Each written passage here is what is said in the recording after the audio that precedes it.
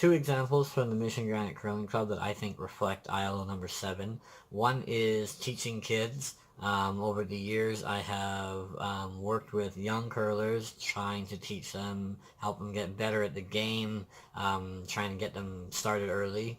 And then the other thing that I have taken part of was being on the board for the curling club, which was making decisions for the future of the club. There was a group of people, just volunteers, part of the club, and monthly we would meet and make decisions about the future of the club, take votes, and also participate in running the various leagues that were operating on a weekly basis. So there's a lot of juggling, a lot of voices to be heard.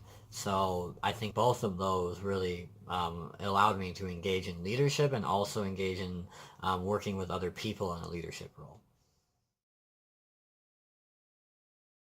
So when you're coaching, it can be a bit of a challenge because, especially with curling, it's not quite as organized as some group sports may be. So you have a bunch of different kids at a bunch of different levels. So you really have to try to adjust to their needs and to their skill levels. You also have to act as a bit of an authority figure, but at the same time, a leader. And you have to kind of show the kids how to do things and try and get them to listen and understand that there's value to working a little bit and doing the right thing in the moment.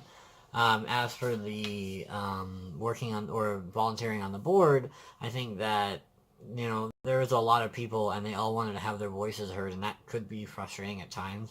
But I think being able to create a decision with a group of people, that was an eye-opener for me because I realized that sometimes it can take a while and sometimes everyone kind of wants to have their voice heard, and you need to do that in order for a decision to be made, because you can't just be blocking people out just because somebody else has had their turn.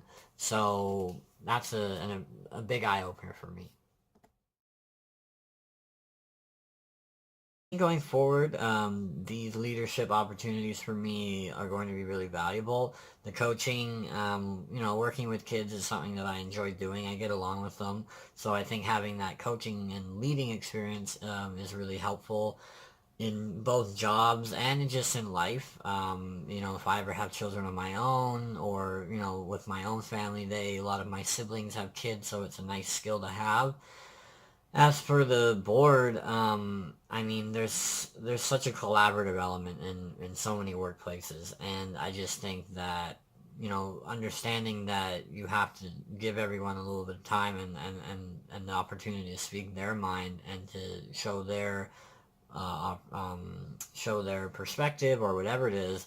I think that's a valuable thing to have going forward, because there's just so many instances where there's a group of people and someone has to lead, but also leadership involves hearing everybody out and understanding that they all have a perspective, and then when the time comes, making a decision based on what you gathered from everybody. So